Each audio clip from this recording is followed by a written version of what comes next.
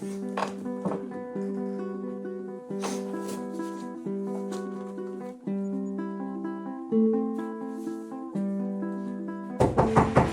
in. Come in. Come. Hello. Hi, Andy. Are you Dr. Fornicate? I am Dr. Fornicate. Please come in. I've got the right room. Oh, I've been looking all over the place for this room. Nice to finally meet you, Andy. Oh, I can't believe I'm here. Now, I believe we're cracking on with it. What are you hoping to achieve from this session? I don't know. I've just been getting very stressed recently. It's like I don't know if you see me, but I'm a famous YouTuber, you see. I hear you're a very successful YouTuber. Really successful, yeah. A skilled educator? Yeah. A talented drummer? Have you been looking at have you been making some notes? I have been making notes, fair. yes. Have you ever drummed with anybody of any renown? Yeah. Okay, well, let's move on. So we're hoping... No, I've done drummed for Robert Plant from Led Zeppelin. Really? Yeah. I think you should mention this maybe in some of your videos. Yeah, well, I do, but then this is the thing, you see. I'll say something like that I'm quite proud of, that you would be proud of, and then people go on and say sarcastic comments like, oh, he's going on about Robert Plant again, and this is the thing, you see. I don't know, it's like, I don't know, I just feel like being the YouTubers has changed me somehow, and I don't feel right at all. Or maybe we should dig into some musical memories, yeah? Yeah, I think I don't, because when I had my career as a musician, I got all up to all sorts of jolly japes, you know, and you think they're fun at the time, but I think when you get older, I think I've got a bit of trauma from some of the stuff that happened when I was in the music business, proper music business. Should we talk about some of these? Yeah, well, what I was thinking on this video is that we could do my top 10, you know, musical...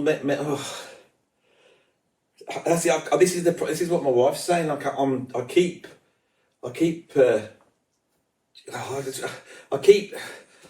talking. I can't talk normally without going, hello, welcome to this video. You know, today we're going to be going through the 10 musical memories of the past, and we're going to have a lot of fun doing it. You know, there'll probably be a lot of stuff I hate, and it'll be really good. I'll probably, you know, have a go at sort of... I'm doing it again. Yeah, so I can see you've got a... So the way you'd like to discuss your memories is by doing the top 10 of them. Yeah, that's why I asked if you can film it, because I know you said it wasn't right to be filmed. I don't allow cameras usually, Andy, in these sessions. I mean, I found it strange, to be honest, that you wanted to film this and, let's be honest, talk about a top 10 of musical memories. I can't really talk anymore unless there's a camera running, and the thing is that... See, I wake up in the morning, right, and it's like I think, right, what am I doing today? And I think of what I'm doing, and I think, how can I monetize it by making a video for YouTube? That's the first thing. I mean, yesterday I went to get my hair cut, and I filmed that. Right. You know, I thought, well, I'm paying for the haircut, but maybe if I make a video, that video might make up the money for the haircut. So I'm getting a free haircut, you see. And it's a little bit like gambling. It's getting out, you know. So I knew I needed the help, and I wasn't going to come, but I thought, I'll make a video of it anyway and stick it up. I understand. Yeah. Well, let's talk about your top 10 musical memories. If you get to top 10 into it, that would be really good. Can you do like all the psychological thing that you do, the brain fixing? Oh, don't worry, that's already started. Has it really? Yes. Yeah, I do feel a bit, I can't say I feel any better. Can we try a little word association maybe before we get in the top 10? Now, Andy, there's no wrong answers with word association. Whatever you happen to come up with is fine, but I'd just like to get a general overview before we start, yeah? Yeah? Yeah. Okay. Like I say, nothing can go wrong, Andy. There's nothing bad happens. Let's just throw some things at you and see what you come up with. Ed Sheeran. Donuts. The banjo. Donuts. Spotify. Hang on. Is there any chance I can have one of your donuts? Of course, help yourself. Are they for the patients? No, they're for you. They are for me? They are for you. I bought them. I'm familiar with your work. When I walked in, as soon as I saw them, did you get them from Greg's? It was understandable when I said Ed Sheeran, your first answer was donuts. I know, and I realised as I said what was on my mind that you would probably go, well, that's a fair sort of word association for Ed Sheeran. Yeah. Well, I'm doing it again.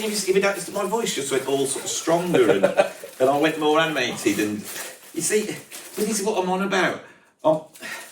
Simple tasks like just opening this at home, I'm finding really difficult to do. Andy, I'm just pointing out this is your time you're cutting into. By I know, having a but donut. I can't really work You on can't go on. I can't really work on an empty stomach. You know that people who watch the channel, that's one of the things they moan about, because sometimes I'm making so many videos, I'm having to eat in the video. Oh, I think it's, for a YouTuber,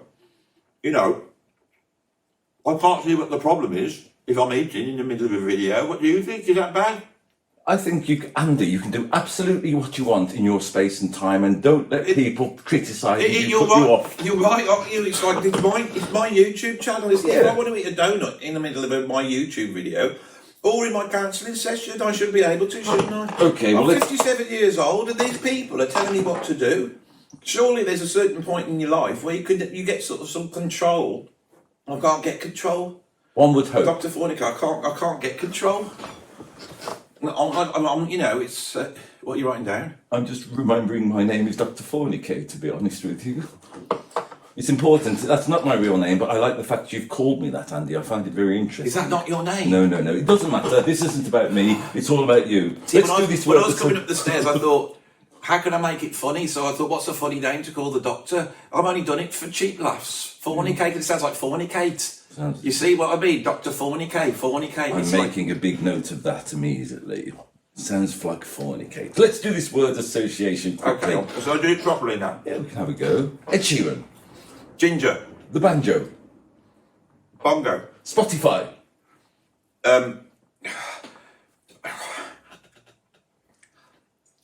Say it again. Spotify.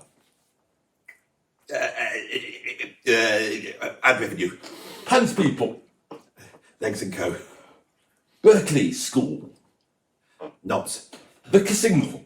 The what? Cassingle. The cassette that was a single back in the 80s and 90s. The what? Do not worry. That is, Cassingle? it's all valid, Andy. What was that? It's a single. A single. Yeah. But where would you put that on if you were doing like a top Andy, 10? I haven't got time for this. This is more stylophone. Rolf. Rolf, you say, let me write that down. Glastonbury. Poshies. Patti Smith. Moustache. Michael Flatley. Flat legs. Bananarama. Pokey. 6/8 time. Compound. Goths. Rockers. A Wop Bopaloo Bop. And Bop Bapoo. Double albums. Tales from Topographic Oceans. Frankie Goes to Hollywood. Frankie Goes to Cricklewood. Froggy Went to Courting.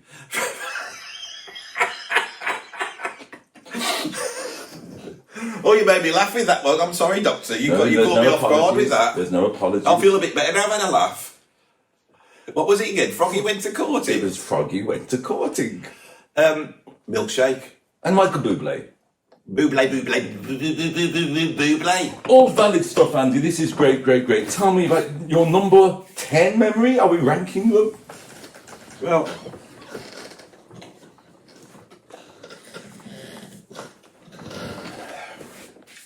there's a lot of traumatic stuff there. Jolly good.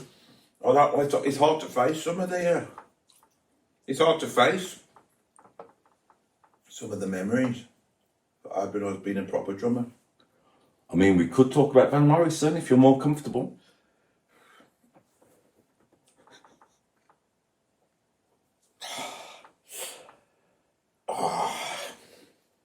Let's move on. Let's move on. But no, I don't know.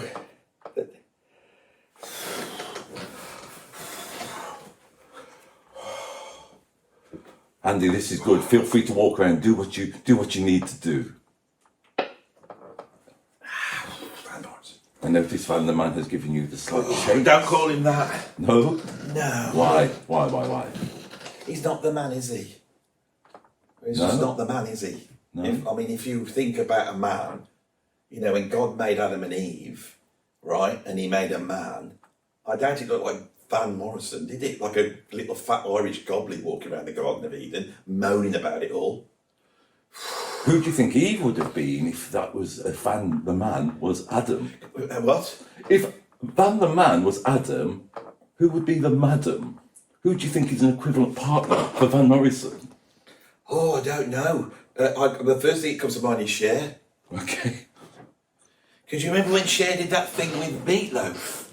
A real Dead Ringer for Love? That was the one. He did. Yeah. Dead Ringer for Love, right? Now, think with Meatloaf is he's like Van Morrison, like a fat, horrible goblin with a terrible voice.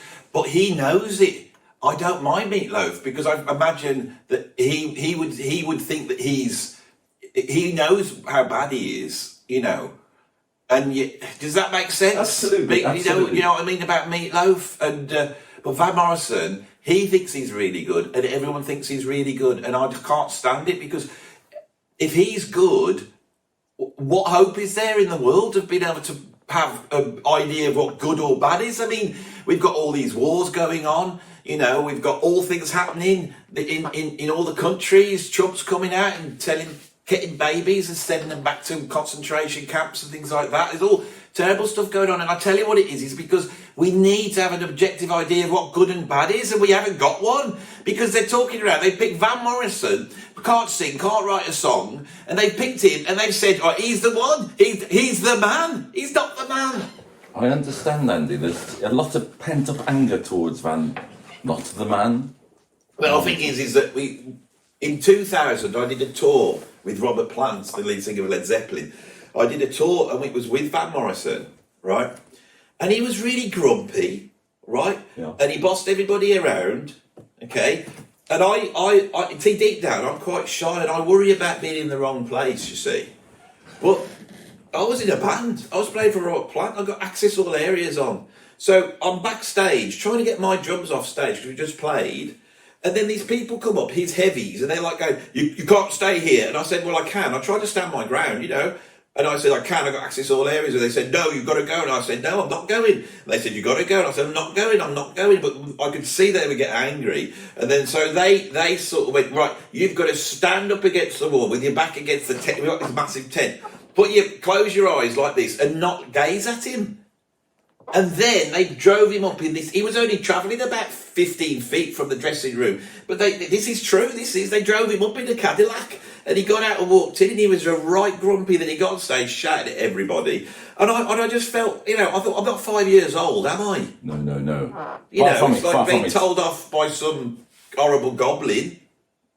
Well, I can see this is a deep trauma at the time you played with Van Morrison. It was horrible. Should we have that as number 10 and move on to number 9? Yeah, I've got that at number 10. So moving on to number 9. Number 9. Oh. Yeah, so number 9. Have I ever told you about when I fell into the penguin pit in Dudley Zoo? I have never met you before, Andy, remember? This is all new to me. No, you've never told me about the penguin pit. Please, let's hear about it. So I was when I was playing with Rob Plant, lead singer Led Zeppelin, right? He decided for some reason he wanted to do a gig in the tea rooms of Dudley Zoo, which is a zoo full of animals type of thing. And so I'm familiar with the concept, Andy. Yeah, it was like all loads of animals in cages. But, you know, like, you haven't just got caged animals, you've also got, like, fishy type animals, aquatic animals. Right. You know, you've got, like, sea lions, seals, fish. There's all sorts of... And they're often kept in as some sort of aquatic pond, aren't they? And the dangerous animals, say if they got a shark, that would be still behind some sort of glass thing so they can't get at you. But the penguins, they're allowed to run free, right? And they don't know where they are. They're not in the southern hemisphere. They've been taken to Dudley of all places, so they're walking round. They don't know what they're doing, right? Back then, my penguin knowledge was quite limited, so I didn't know about this. So we sound checked for the gig. It was night time, pitch black, and me and my mate Timmy Vegas, he said it was his idea, it wasn't my idea. He said, why don't we climb over the wall into the actual zoo and have a walk around in the dark because it'll be freaky. And I went, that's a good idea. So we climbed over the wall, we're walking around the zoo like this, and there's all this and then it's really, you know, it's starting to get quite frightening. And were you in just Dudley Town Centre or the zoo at this point when you heard all these news? No, well, you've got a point there. Because it was pitch black, I don't know. Yeah. It could have been anywhere, really. Yeah. You know, I mean, we did walk along. Well, I might have been in Pensnet. That's true. Which, if that happened, then. Tell me more about you picking up this penguin, anyway. Oh yes, the old. Anyway, so we're walking around, right, and I decided I wanted to have a wee. Sort of like mark my territory type of thing. So I said to Tim, I said, you stand there. I'm just going to go behind this bush. and have a wee, and I walked behind the bush, and I fell head first into this huge pond, penguin pond. And I was in with the penguins, and as I went in, I thought, well, penguins aren't harmful, but it was like a deep trauma came through that I thought, no, you don't know that, Andy. No, You don't know. You never know. Yes, You don't know. See, you think you know. You think you know, but you don't know. You don't know until you're there in the black chaos of the void. Oh, sorry. That's okay. Would you like another donut? No, I'll be not right now. You don't know until you're there in that black chaos what the penguins will do. And so I felt like they were going to grab me, like those things, you know, when like Harry Potter goes in that cave with Dumbledore, and that's to feed him all that stuff with the shell spoon, you know, and he has to feed it, and he goes, oh, I don't want to do it, I don't want to do it, and I'm like, you've got to do it, you've got to do it, no, I don't want to do it, you've got to do it, you've got to do it, I don't want to do it, you know, that bit there, I don't like that bit. And then all those horrible things came out of the water and tried to grab him and pull him down. Happened to Frodo as well. Same thing with Frodo when he goes over the dead marshes, you know that bit? Yeah. And I don't like that. I don't like the thought of being pulled underwater deep down. It's like I can remember seeing Jaws. You know Jaws? I didn't like that. And, you know, my mum and dad said, you'll like this. I was only little, said, you'll like this. I watched it. I just didn't like it. Went to bed. I couldn't get me out of my head. Did you have the... That bloke with the... You know, when they got the boat with the hole in it and he goes swimming down and he's swimming along and he goes, have a look. Then that bloody horrible head comes out. Doesn't it make me jump out my skin? Well, I felt that penguins would pull me down into the depths of chaos. That's how I felt. And what actually happened in reality? I just climbed out. Yes. Well, should we move on to number 8? If we're doing this top 10 of new... Well, yeah. Number 8. Are we ranking this? Yeah.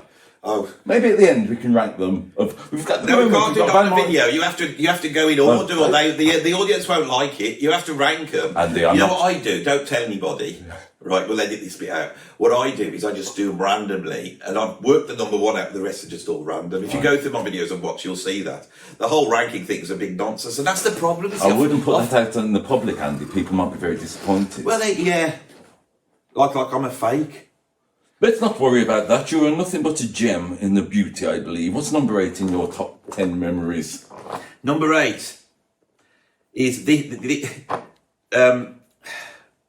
I was on a tour bus once, and I got onto the tour bus, and we went off, and so I decided to get inside my little bunk thing, because there's all these bunks you sit in, you see.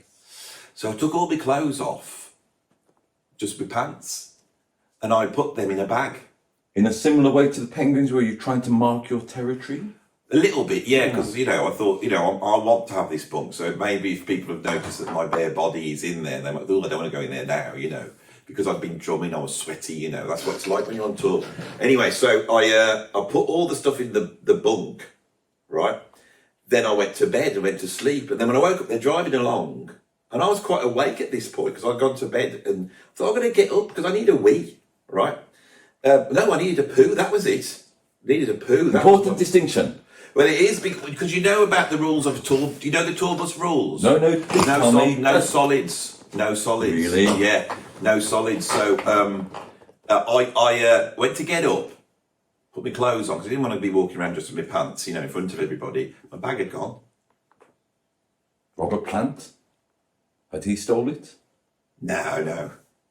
He's got loads of money. He can buy everything out of my bag. Where had your bag gone, do you believe? What happened is the people who do the bus, you know, the bus driver and stuff, they'd come in, seen all the bags, just banged them into the thing and locked them up. I didn't know that. As far as I was concerned, I was stuck in the middle of Europe now with no passport and no clothes except for my pants and needing a poo. Right? So I said to the bus driver, I need to do a poo. And he says, well, you can't. I said, well, where's my clothes? I said, I don't know, because he couldn't remember what he'd done with them. And so he pulls into this German sort of services thing. And I thought, well, I'll run in my pants, you know, to do my poo. But when I got out, there were just rats everywhere. And I thought, what's going to happen with the rats? It's not like an English service station. These foreign ones are just full of rats, and the rats were coming at me, and I've got no clothes on. And I thought, what they're going to do? They're going to pull me down into the black chaos of the rat void, into the rat kingdom, where they're all controlled by Van Morrison. He's like the king of the rats, isn't he? Down in the subterranean, hell that's below the earth, where all the evil's kept. Van Morrison's controlling the penguins. Have you ever seen? Did you see the penguin, Danny DeVito in Batman? I have seen that. Modelled on Van Morrison. You think about it, it's exactly the same. Yes, yes. I couldn't take it. I thought, I can't do this, and so I had to do that on the road trick, where you have to get a bag and you have to put it into the toilet, and then you have to gaffer tape it around the top, and then you do your poo into the bag so it doesn't go. Because what it is that the drivers have to empty out the thing. And they don't want to deal with stalls. You see, they're not getting paid enough for stall work. Right. The American ones are poo as much as you want in an American tour bus. I didn't know that. I got caught out in an American tour bus. I've been holding it for about 3 days. An important. And then I said, I'm going to have to go. And then the bloke said, we're going to the toilet. I said, what? And he said, yeah. It's America. It's not like England. In America, you just want to do a poo in your toilet. Anyway, so I did the poo in the bag. You would do this is true. This is how you do it. Then you undo the gaffer tape. And then there's a little window on the top of the bus. You open that out, and at the right moment, you throw it up. The gas, the gust takes it off, and it goes off into the the vicinity behind you. I mean, there might be some unlucky German driving behind you that might get a bag full of English poo. Yes. Which they should be happy for such a thing to happen after what they did to us in the war. They tried to pull us down, didn't they? We fought hard, didn't we? But they were trying to pull us down into chaos, into the Nazi chaos. I can't take it. I understand, Andy. Now, this is very interesting to me that you've associated penguins and rats and Van Morrison with the void of chaos. Let's try number 7, yeah? Well, I was on tour once, and we decided, because we had a day off, we'd go swimming, right? And so I didn't have any trunks, so I go down with my mates to the, this was in Ireland, this was. So I go down with my mates to the shop that sells swimming trunks. And I go the swimming trunk shop, I yeah. Yes, and in the back, they had large, medium and small. I thought, I'm going to be a medium. So I thought, I'll try them on just to check. So looking around like this, I take my trousers off in the shop. No one's looking. And I put the trunks on. And as I'm pulling them up like this, they're getting tighter and tighter until I get them up to here. And I pull them up to here. And they're like wedged on. They're absolutely wedged on. And then I try and take them off. And I can't take them off. They're they're trapping me. It's trapping me. The trunks were trying to pull me down into the chaos of tight trunks. And I fall on the floor. And then this woman comes over, sees me this day, goes, what the hell are you doing? I said, I'm trying these trunks on. And she said, well, they don't fit you. I said, well, they're medium and I'm medium. And she said, you're in the children's section. And I was like, bloody hell. So I got the right trunks. We go down to the swimming baths, right? We go in.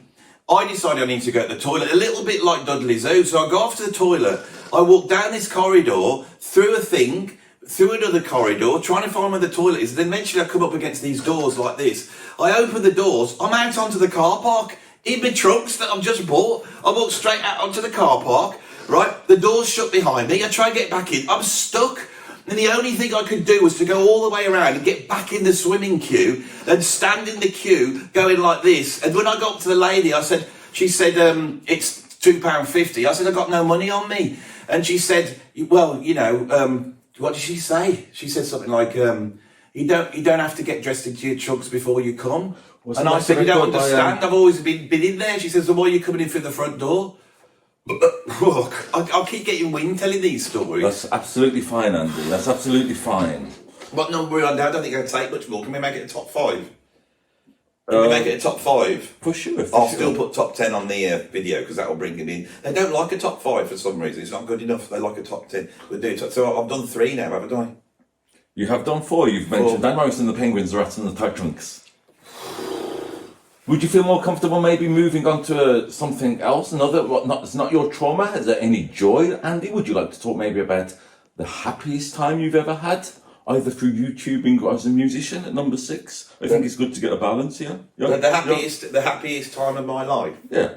Through music or doing all the stuff I've done? Just can't think of anything. Really? No. Nothing? No music has ever made you happy? No, it's all been horrible, to be honest. Other people's music, has that ever made you happy? I don't like other people's music. That's one thing I really don't like. Yeah. It's a bloody problem when you got a YouTube where you're having to talk about other people's music. But on the whole, I just don't think I don't like it much really. Really? I don't mind jazz fusion. I can put up with that. Bit of prog, I don't mind. The rest of it's all terrible. All terrible. Yeah, all this songwriter stuff. I hate songs. Yeah. What's the point in a song? Why do people like songs for? I don't understand it. I don't understand it. Why do they like songs? I can't say this on the channel. They know it. Yeah. You know? It'd be disastrous if you said this on your channel, I think. Oh, well, yeah, because they don't like music, doubt my knowledge. you don't like songs, you don't like other music. It's all a scam, a sham. I don't like singers, you see. Okay. I don't like singers because, in my experience, I've worked in a lot of bands with a lot of singers, right? And in my experience, when you're dealing with a singer, it's really hard to explain what they're like. The only way I can describe it is if they're all knobs. Okay, yeah. You see? Yeah. They're like, because I've got a drum kit. So when you get to the venue, it's like, you get to the venue, so to park, so you have to park on double yellow lines, you have to get all your drum kit out, 3,000 quid's worth of drum kit, stick it on the pavement, try and get into the building one by one. There's all normal people walking past it, they can pick up your cymbal bag, they'll be away with 3,000 quid's worth of cymbals. You get it into the venue, then you got to get out the car and put it out there, and then you got to go all the way back in, you got to get back in, bring it up one by one, put it all in the air, get your little carpet out. I mean, who goes round carrying a carpet round with them? A drummer. And then the singer arrives, and what do? They don't even bring a microphone. Yeah. They just swan in like they're God's gift. Has any singer ever offered to help you with your drum kit? No, oh my God, you know nothing about the music industry. I acknowledge nothing. it. No, they never do that. They pretend to, mind. They have a way of doing it. They will pick up like a packet of crisps or something and bring it in, so it looks like they're carrying something in, or maybe their own bag, which they'll put down by some instruments and then move it swiftly. So they look like they're doing something, or they're never there at the right time. And at the end of the gig, of course, they're all out doing all the autographs and trying to chat the ladies up and all that bit. Yeah. But that's the way everyone's been looking at their tight trousers up the front. Do you think there's something maybe in the exposed nature of the singer? I mean, in many ways, Andy, people could say you are not hiding behind a drum kit, but you have some sort of obstacle between you. The singer, from my knowledge, exposed, yeah? On their own, yeah? They're not exposed, they got clothes on. I have got clothes on. Yeah. See, with Roberts, it didn't really matter whether they had clothes on or not. You could see the whole works. You could see the full breakfast. Full English breakfast. Right. That's what we used to call it, the full English breakfast. Yeah. Robert, yeah. I'm more familiar with a mini muffin myself. A mini muffin? Yeah. You're back to Van Morrison again. I don't know why you're doing it. No, Andy, you said you only wanted to do 5 of these. I mean, we still have half hour. I don't think. Is it? Have you got this? I don't know whether this is working. It's like he's bringing up trauma, but I don't feel like I'm really. I just feel worse now. Yes. I mean, what's your interpretation of what you've? Well, as a psychologist, Andy, I'm all for you feeling worse and having to come back to me next week and pay me more money. So. I see. Yeah. So I'm happy with it. Yeah. Will you keep some of those donuts there? Always. Because there's 4 there, so that's 4 sessions with 4 donuts. Andy, let me ask you this then. As number 5, your first traumatic experience with music, maybe from watching television and Top of the Pops. What's your first memory of a terrible bit of music you heard? When I first got into music. Yeah. Right back in the midst of time, when I was a little kid. Yeah. Oh, there's one thing that I don't really want to bring up, really. Really? Yeah, I don't really want to bring it up. So I'll tell you what it is. It won't seem that bad to you, but it was terrible at the time. Andy, I have to say, nothing seems bad. You've been going on about Van Morrison, Penguins, Rats, Tight Trunks, and Singers. They all sound a bunch of arseholes to me. They are. Yeah. They are. I mean, if you could get them all in the same category, work out what brings them all together, what's all that's got to do with something. It's like, when, the Bible. I hate to bring up Adam and Eve again, but for me, I'm not a religious person, but the story of the Bible with Adam and Eve, right? It all goes wrong with that stake in that bush thing, isn't there? They got the bush, the tree of knowledge or whatever it is. Yeah. There's a stake in there, isn't he? And he goes off and he causes all sorts of trouble, and I find that really terrifying. Really terrifying. Now I'll tell you something. I first became aware of music in 1980. And I discovered Rainbow. right? And I really the children, Zippy Bungle and Freddie and John. No, that's a different rainbow, but I was into that as well. Right. That was into that. I was into that rainbow as well. And as an 11, 12-year-old, I thought that there was some sort of the TV series Rainbow and the band Rainbow were related. Could you remember that killer guitar solo on the theme? I thought, is that Richie Blackmore doing that? Yeah. That's what I thought. I don't think he did. No. So this memory. Oh yeah, the memory. So I got into Rainbow, and they came out. They brought out All Night Long, right? And I love this song, but when I listen to the lyrics, I find them quite disturbing. If you listen to the lyrics of All Night Long, Tell me about it. well, he was going on about he's talking to this girl that's come to the gig, and he goes, "You're only young, but you're over age." And then he says, "I don't care because I like your smile. Don't know about your brains, but you look all right." And at that point, Graham Bonnet, as a child, seemed quite frightening to me, going around with that sort of mindset, Yeah. right? Of sort of basically preying on young people. I thought it was quite frightening that you would do such a thing. And he did look like a rocker, because he got that short hair, a little bit like mine now, he got that short hair and the white jacket on. Didn't look like a rocker. I thought, how have you got this gig? What's Richie Blackmore doing with you in this band, So didn't think much of it, but it all registers. It registers. Then what's the next band that comes out that I love in that sort of 1980, when heavy rock started to get in the charts? Jonathan King, Rolf Harris. Well, they were there, Yeah. championing them all the way along. No, it was White Snake. White Snake. White Snake. Now, the symbolism of this Yes. Andy is fascinating. White Snake. I thought, why have they called this? There's no such thing as a white snake. I've never seen an albino snake. Fair enough, but why would you want to name your band out of that? And I looked at David Coverdale and what he was singing about on Fall for Your Loving and Ready and Willing. Ready and Willing. Tell me about it. Where I thought, what's he singing about? Why is he called his band White Snake? He's not talking about a snake, is he? What do you David think? Coverdale. What do you believe he was talking about? I don't know. I thought it was something frightening. So, like Harry Potter, the bit where he has to go down. It's in the second one, I think, and he has to go down below. You've got what's it called? The big castle. In Harry Potter? Yeah. I don't know. I don't read children's books. What's it called? Hogwarts. Hogwarts, of course. So, Hogwarts. Everyone wants to go to Hogwarts. It's like a metaphor for life, isn't it? Everything in Hogwarts is great. It's all under control. Dumbledore's doing his stuff. You've got Mrs. McGonagall and all that. It's all great. But underneath is the black cave of chaos. And residing in that black cave is a snake. Right? And Harry Potter has to go down because Ginny, the Virgin, it's been sacrificed to the white snake of David Coverdale down below. However, it's like he has to go down. Yeah. Harry Potter's got the wherewithal to sort it out. But if I was in that cave, I don't know what I would have done. I don't know whether I would have been able to blind the white snake with his one eye looking. The one-eyed snake. Interesting. Yeah. Yes. I mean, I think we get into what frightened me. Anyway, so I was into all this music because we were all into this. I'd grown my hair long, And I'd come home one night and I'm having what was I having? Macaroni cheese on toast. And I was eating that away, doing a bit of homework at the table. Starsky and Hutch comes on. Great theme to tune. Yeah, and I'm listening to that, and it goes. It starts like this. It goes.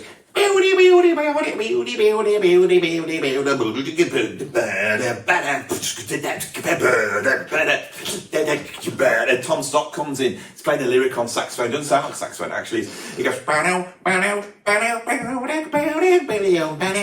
I'm a British kid. I'm into Rainbow and White Snake. I'm sat at the table trying to do my homework. This is coming. I'm not really used to it, but I notice my foot's going. And then this thing starts to come up my legs, and it comes into my body, and I'm doing all this. I think, what's going on? Why am I thrusting back and forth? I'm only 13 years old. What's happening? And it's like, I don't know. It was like unlocking something. At that age, I was frightened by it. Frightened and yet moved? Yeah, moved. I was by it. And I looked round, and there was this bloke called Huggy Bear. What is he called Huggy Bear for? I do not know. I used to believe it's I don't want to hug hugs. Yeah, exactly. Huggy Bear, yeah. Oh. What was the captain called? Who? Sorry, what? Captain Doby. Of the Starsky and Hutch? Yeah, Captain Doby. Who was it, Starsky? You got Do you know, I Captain barely Doby. know the Starsky. two main characters' names, to be honest with you, Andy. So, you know, I'm finding it. Well, the thing is, you've got Starsky and you've got Hutch, haven't you? Yeah. Right, and those two, they seem to be very close, didn't they? Too close. In some Well, ways. sort of. I've got no problem with that. No. No, I got no problem with that. Not these days. But they're out trying to do good, aren't they? Yeah. And they got their car and they're driving around in that, and it's like, they don't just get into the car, they will just slide across the front. Like the Dukes of Hazzard, they're very similar. Anyway, I don't know how I'm going with that. But let me ask you this, do you think at number 10, if Van Morrison had slid across his bonnet into the car for that short he couldn't 15 do minutes- that, Van Morrison. No? He's too tubby and slow. Okay. Back to Starsky and Hutch. So you felt a kinship? Yeah. Now, the thing is, as soon as I walked into this room and I saw your cardigan, I thought Dave Starsky, Paul Michael Glaser, coming to rescue me. I see. You know, and I felt comfortable when I saw that cardigan. Yeah. And as time went on, I looked for that cardigan in music, and I found it in the genre of progressive rock. I see. And the thing I liked about that genre was all this sort of stuff I can't quite put my finger on, you know, Graham Bonnet, you know, with his ways, and then, you know, Robert Plant's tight trousers, all this stuff that was in the rock music. Phallocentric. Yeah. When I discovered the progressive rock, it was devoid of that completely. I discovered Rush. And Rush it was like, I thought, if I buy this band, it's like a shield against these lower feelings, the feelings that pull you down, like the Penguins. The Penguins and the snake, the white snake of David Cordell, who is like the demon that the Penguins use as their sort of main thing. And then Van Morrison's there, all ugly and fat like a little goblin, and he's directing them like the Penguin down in the subterranean parts of Batman 2. I see. What do you think? What am I afraid of? It sounds loud and clear, Andy. Everything is dragging you down. You are scared of being dragged down into, shall we call it, the void? I've seen your YouTube video. I believe you have a passing... I'm obsessed with the void. You have a passing... I hadn't realised it, but I am. I'm always talking about the void, aren't I? Yeah. Good. There is one. Andy, have a look at this. Here's an ink blot picture I've showed you. What do you see when you look at that ink blot? I see there's a snake with a load of penguins next to them. Right. And this nice little boy they're trying to drag down into this cave of sex.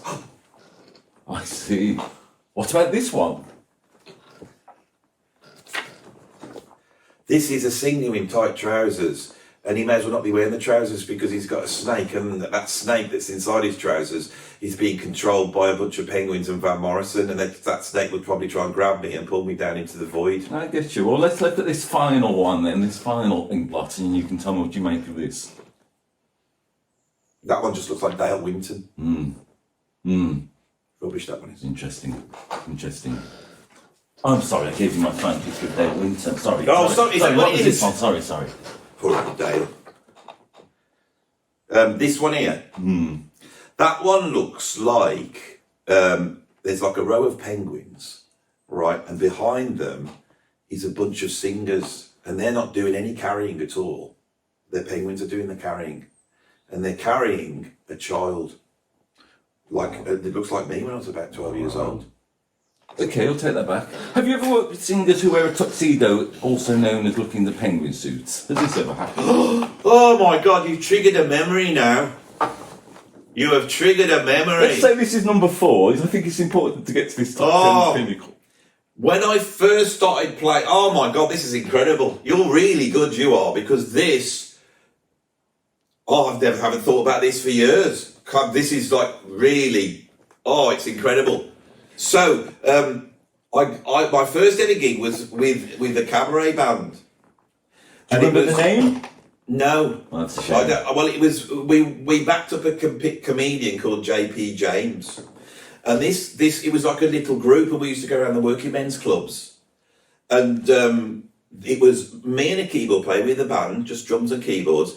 JP James was the comedian, and then we had these two exotic dancers, and they would come out and they'd be the first ones on, and they'd do this dance with this snake. And I never liked the snake, you see, right? And so I would sit there, I was very young at the time, so I was quite green, if you know what I'm saying. Yeah. Quite green. Yeah. And so I would sit there, and they would come out, and I'd be sat with the drums, and they'd be doing the bingo, so it'd be all like nans in there. And all the men see the ladies come out. They didn't take anything off, but they were quite scantily clad, and they were just doing these dance routines with the snake. It was a bit fruity. Good clean fun though, nothing explicit. Yeah, but I'll be watching it thinking, oh, look at the ladies, but then I'd look at the nans looking at me, and they were looking at me with they had a look of judgment, the nans did. Oh yes. And I've got to be honest, those nans in that working man club, my God, they look like Van Morrison. All of them did. Right, you know, like right. what a nan looks like. You know, like Van Morrison looks like a nan, doesn't he? Yeah. Bloody hell. Interesting, yeah? Anyway, I haven't finished. No. Right, I haven't finished. So we do that, and I'm watching them, and my brain's getting pulled into two places. It's like, well, don't want to look at the girls, because the nans will look at me and they'll judge me. Then we did it. Then we did our set. We did, the wind beneath my wings or whatever we did and all that. Then the comedian came out, and I didn't know I was backing up the comedian. Yeah. And he walks out and he puts these drum charts down on the thing. And they said, you'll be all right with that. And I couldn't read music back then, and I was terrified. So I'm trying to play this. I've been discombobulated by the ladies. Now I'm trying to read this. I'm not doing a good job. The Van Morrison nans are judging me, right? And then the worst thing is, he's dressed in this tuxedo, looks like a penguin, right? He starts telling jokes. Comedians, they're weird. Terrible Right, people. and he starts telling jokes, and they're rude, and he's doing this thing, and I'm playing it. It's ground control to Major Tom. He's doing this song, but it's not about Major Tom. It's ground control to Major Tom. He's like a tomcat, and he's having the operation, and he's saying this stuff, and everyone's laughing their heads off at it. I'm trying to read, I'm going wrong. Comedian's turning around at me, he's judging me and shouting at me, making me feel like a fool. The nans are judging me, and then they're not laughing at the rude jokes in the Major Tom song, and I'm looking at it, I'm laughing, and I can't laugh, and I've been pulled apart by this situation. My God. Are you facing the void again in this situation? No. Have you ever played a song by Al Wilson as a covers? When you're working as a covers musician, there's a song. On her way to work one morning, down the path alongside the lake, a tender-hearted woman saw a poor half-frozen snake, Andy. He used to do that song. See? That was his final song, JP James, comedian. Yeah. That was his final song, yeah. Suspected to. Well, we're at number 3 now. We're not long, Andy. You're doing really well. Let's stay with this. Yeah? Well, Number three memory of your top 10. Well, when I was playing in that cabaret band, that was the first gig I had with JP James, comedian, and the two girls. And then a few weeks later, we had to do a photo shoot because they used to put these posters up and you'd be inside the stars. And I'm sorry, Alan, what are you talking about? well, you got a poster that goes outside the Working Men's Club, and it'll say featuring the comedian, and they'll put a picture inside there of the comedian, the band like that, and then the girls like that, and that's what they needed to send out to all the Working Men's Clubs. And so we went to this photo shoot, and the penguin bloke, he thought it would be funny, and I was only young at the time, to go to the photographer and tell him, because the photographer was also an agent for male strippers. Yeah. And the photographer actually, he comes up to me and he says, you want a word, Andy? And I went, yeah, all right. He takes me off into this room and he said, look, it's a hard job. I can take you on if you want. But I'll tell you, it's not an easy job. I thought, what the hell's he talking about? He said, I had someone in a club the other day, and he said, he's doing his act. I was thinking, play the drums or whatever. And he said, this nan, looked a bit like Van Morrison, saw what was dangling in front of her. You could call her Nan Morrison. Nan Morrison. See, he should be called Van the Nan, shouldn't he? Anyway, Van the Nan, she sees the dangly appendage of this male stripper. She didn't like it. She just grabbed it and pulled it as hard as she could, put the bloke in hospital. He was never the same again. Now, I didn't know what he was talking about. When I realised it, I was going, no, I don't want to be a male stripper. But then he was sort of asking me about things, and I thought, well, I can't compete with that. I don't want to be. I mean, it just made me feel embarrassed. I see. Right, and then I'll tell you what happened after that. Please do. This will be number 1 now. I think we're only on number 2, but nonetheless. Bloody hell, this is taking a while to get to number 1, isn't it? Yeah. Let's just go number 1. Yeah. You know, say, Can we class that one as 2? Of course. Okay, right. So number 1. So this is the number 1. In your musical memories. This is the number 1. Yeah.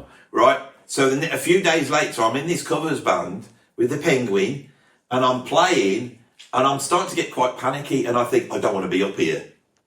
And I remember we went into Hello Mary Lou. So we go in, hello Mary Lou, goodbye. Mary Lou, I'm so in love with you. It's going on for ages because they love that up in the West Midlands. They love Hello Mary Lou. So I'm playing Hello Mary Lou. Is that the West Midlands thing, is it? Yeah, it's yeah. I believe Welcome to the Monkey House, that's a Midlands record, but I was never aware of Ricky Nelson and his Hello Mary Lou Midlands affiliation. Oh yes, Interesting. they love it in the Working Men's Club. And I looked down my hands and I thought, I can't stop my hands. I can't stop them. Because if I wanted to stop them, I can't. They're going, I'm looking at them, if I can't stop them. And I thought, you've got to stop them. I thought, no, you can't. I'm in this quandary, and I think the Penguin's going to shout at me, or everything's going to go wrong, all the Van Morrison nans will come along, pull me down, pull at me appendages, everything will go wrong. And so I thought, oh, what am I going to do with this? Suddenly I needed to have a wee. And so A little like the Penguin. I was holding on for the wee, Yeah. and I was holding on for the wee as much as I could, and I couldn't hold it anymore. So in the end, I just threw down my drumsticks and I ran off into the toilets, which were outside. And then I'd only got my socks on because I used to play without shoes on. I never did that again. And I remember I ran into the toilets. My feet went into all the urine that was on the floor in this Working Men's Club toilet, and I came out and. I tried to get back in. It was like the swimming baths. I couldn't get back in. I was trapped outside. You were metaphorically in a pair of tight trunks again. Yeah, with a sort of. No, this was before then. Yeah, I'm saying. That's what I'm saying. Yeah. There's a lot of. You've been able to tie together all these random. Andy, I haven't tied them. You've absolutely done this yourself. Great work. Yeah. I feel a lot better now. Do you? Yeah. Good. Have we done enough to make a video to go up on YouTube, do you think? How long have we been going for? And it's been 45 minutes. I mean, your session is officially coming to an end now. We're in the last few minutes. Let me just run through some themes. Number 10, Van Morrison looking like Van the Nan. Not scared of him anymore. Great. It's just a Nan, isn't it? Who's scared of a Nan? Who can earth be scared of a Nan? You know that thing in Harry Potter? Where they go, they got that wardrobe and it's got some horrible things in. You think, what's in there, Van Morrison? Yeah. And instead of being Van Morrison, it's like it's something comes out that's frightening. They turn it into a Nan. All I've got to do is I've just got to turn Van Morrison back into the Nan. Yeah. Van the Nan. Cool. And then number 9 and number 8. Is there any commonality you can bring between these? Penguins and rats dragging you down into the void that you've never seen before. They probably represent the great public at large that know nothing about music. That's what I think they are. The ones I rail against on my channel because they haven't got a clue. People are like Bruce Springsteen and things like that. Oh, he's great, Bruce. The boss. He's not the boss. Why is it these rubbish people get these names? I've worked hard in music all my life. What name have I got? Have I got the man? Have I got the boss? Have I got these things? No, I haven't. What would you like as a nickname, Andy? What do you think would be a good nickname for you? If you could choose one, I mean, nobody has to know about this. You can be as vain, as egotistic as you like. Nobody ever has to know about this. How about the Handy Randy Bandy Man? The Handy Randy Bandy Man. Andy the Handy Randy Bandy Man. It sums up so much. It does, doesn't it? Yeah. You are handy. You do play in bandies. Yeah. The randiness, I mean, I don't know about that. But no, I don't like the randiness much, to be honest. No. And yet it is in there. Oh, I put it in. That's probably some psychological thing, isn't it? Saying that about yourself. It's for us all, Andy. You're only flesh and blood. Do you think people who watch this will get something from it? Do you think it will unlock their traumas? It is not my concern, Andy, really. It's my concern. I want to help people. I don't want to just be like you, selfish, just trying to help people for money. I want to help people for the good of my art. Do you ever ask for money? What? on your channels? Is there any possibility people can pay you money? Yeah, to show what I do, is I do this. Thanks for watching the video. If you like this video, then stick a subscribe on it and put a like on it. And if you want to join my Patreon, and you can don't free member, but you can give me a bit of money. I've got a PayPal tip jar, give me some money there. Now, I've got to say this at the end of the video, okay? I've got to say this to you. This was silly, but every single story I told in this video was true. I promise you. I think that's the end of the session, Andy. I feel loads better now. Cool. Much better. Cool. Brilliant. Sorted. How much will that be?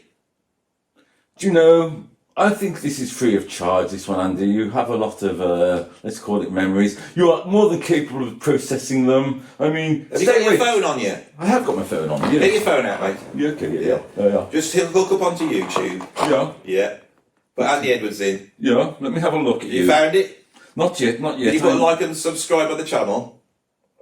I have to like and subscribe. Yeah, like and subscribe. Andy, this is most unconventional. Just do it. Do what I'm telling you now. Okay, I understand. Right, now you've done that, click on the link to Patreon. Yeah. Right, you're on Patreon now. Join as a free member. How much? Don't think about that. What? Don't think about it. You won't know. It's very good value, Andy. You throw out so much content. Yeah, I do. There's a lot of content out there. Andy, there's actually content on there. I don't know what you said then. Content? You said content. Content. Andy, there's other channels on here that you talk. It's not just musical memories you have. You have a lot of other. Oh, there's all sorts there. Yeah, there's all sorts. Interesting. Very good. So have you paid up? Yeah. Have you done the high tier? Yeah, I've done that. You won't get anything extra for the high tier. It's just there for the well-off people. I mean, you must be making a ton of money. If it hasn't shown up yet, I'm sure it'll come through. I have to get that. Thank you so much. Have you any final words, Andy, about this? I mean, we've addressed some things. You cannot stop playing the drums at number 1, I felt. Your hands were moving to Hello, Mary Lou. Did you like that? I did like it, yes. I feel you are full of the rhythm of life, Andy. Yes, I am. I am. But I didn't. I will never play that tune again. Never. Hate it. Reminds me of that time. Hello, Mary Lou. Maybe that's next week, Andy. Thank you so much for coming. You want me to come back? I thought I was fixed now. Oh, no, you're done. You're sorted. Everything's Am I sorted? Right. Yeah. Yeah. Everything's all right. Who have you got in next then? Is it Van Morrison, actually? No way! Yes, he's... I'm getting out of here. If he's coming, I don't want to come face to... But I'll come face him. I'll tell you what. I think I can hear him. I'll go and have a look. Shake my hand, matey.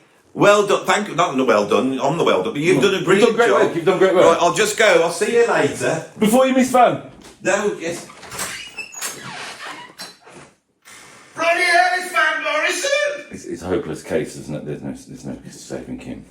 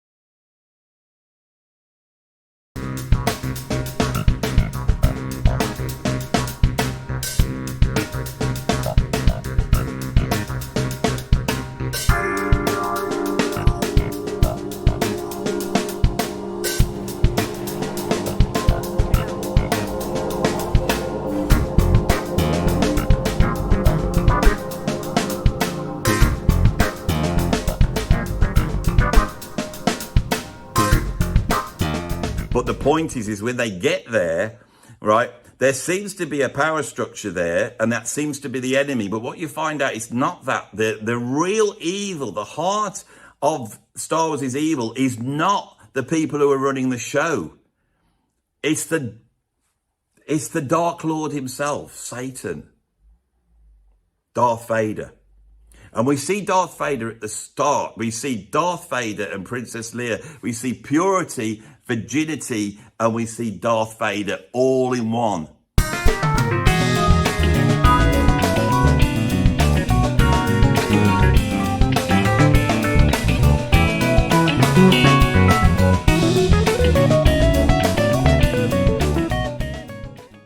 Hello, welcome to this video. On this video, I'm going to be trying to explain the meaning, or at least the meaning how I see, of the film Interstellar that was made in 2014, directed by Christopher Nolan. Come in, Lancaster. Are you bailing out? Yes, Jude, I'm bailing out, but there's a catch. I've got no parachute. Hello, and welcome to this video. And on this video, I am going to be ranking the films of Powell and Pressburger. The bomb must never go off. If you want to see a brilliant example of that, go and check out Freddie Starr telling the story to Muhammad Ali. He opens the door and there's an old lady with a blanket around her. She's shivering.